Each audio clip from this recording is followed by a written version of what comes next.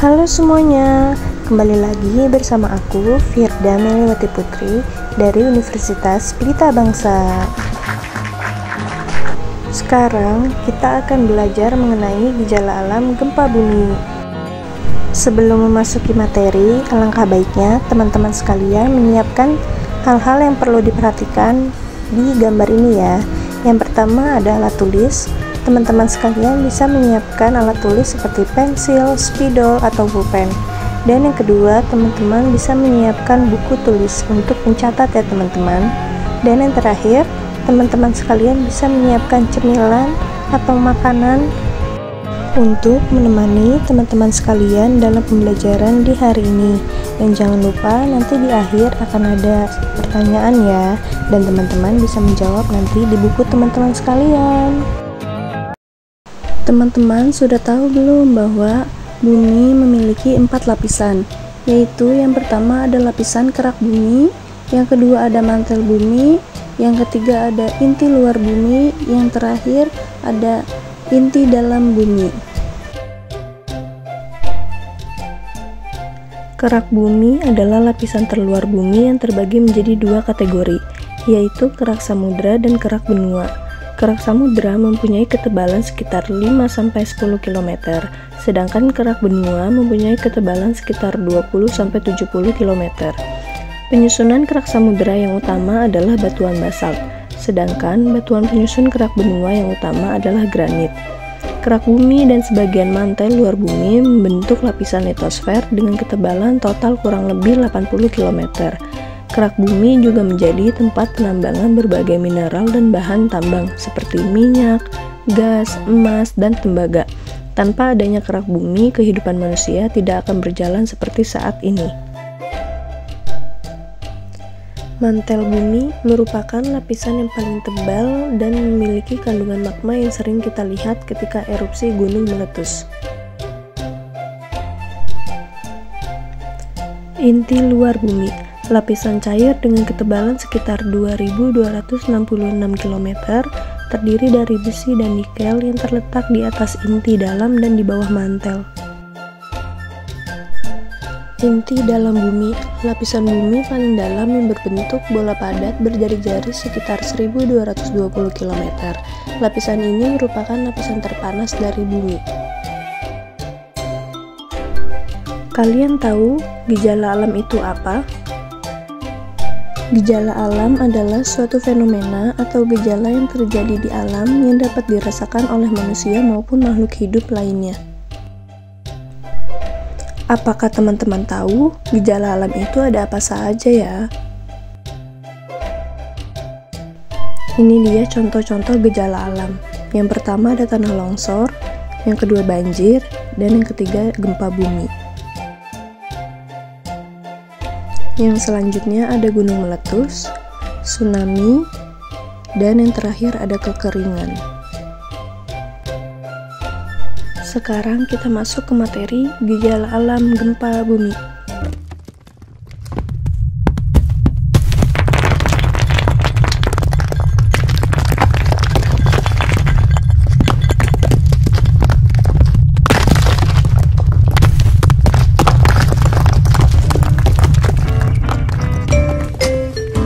Apa itu gempa?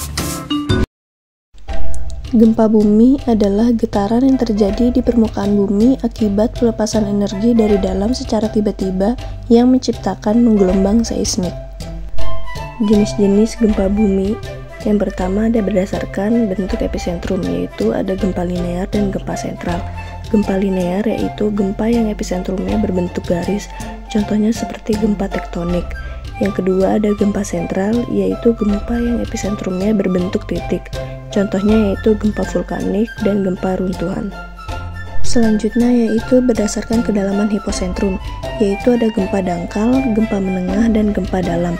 Gempa dangkal yaitu gempa yang hiposentrumnya berada kurang dari 60 km dari permukaan bumi, yang biasanya menimbulkan kerusakan yang besar.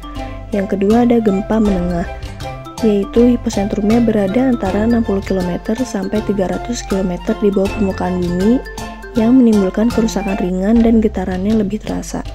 Yang ketiga yaitu gempa dalam, yang hiposentrumnya berada lebih dari 300 km di bawah permukaan bumi atau di dalam kerak bumi, yang umumnya tidak terlalu berbahaya.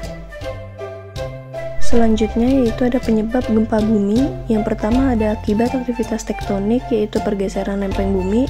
Yang kedua, tumbukan benda langit yang jatuh ke bumi. Yang ketiga, akibat reruntuhan pada daerah kapur dan pertambangan. Yang keempat, gempa vulkanik yang terjadi sebelum meletusnya gunung api. Dan yang kelima, aktivitas manusia seperti peledakan nuklir dan sebagainya. Lempeng tektonik di Indonesia. Di Indonesia terdapat 3 lempeng, yaitu lempeng Eurasia, lempeng Indo-Australia, dan lempeng Pasifik. Tahukah kamu mengapa lempeng tektonik bergerak? Lempeng tektonik dapat bergerak karena kepadatan relatif litosfer samudra dan karakter astenosfer yang relatif lemah. Pelepasan panas dari mantel sebagai sumber asli dari energi yang menggerakkan lempeng tektonik. Kelebihan kepadatan litosfer samudra yang membuatnya menyusup ke bawah di zona subduksi adalah sumber terkuat pergerakan lempengan. Sudah tahukah kenapa terjadi gempa bumi? Ya, karena lempeng bergerak, maka terjadi penyimpanan energi pada lapisan bumi, dan saat tidak kuat, maka energi terlepas dan terjadilah gempa bumi. Selanjutnya yaitu ada batas-batas lempeng bumi. Yang pertama itu ada divergen, yaitu dua lempeng saling bergerak menjauh satu sama lain. Pada lempeng samudra, proses ini menyebabkan pemekaran dasar laut pada lempeng benua.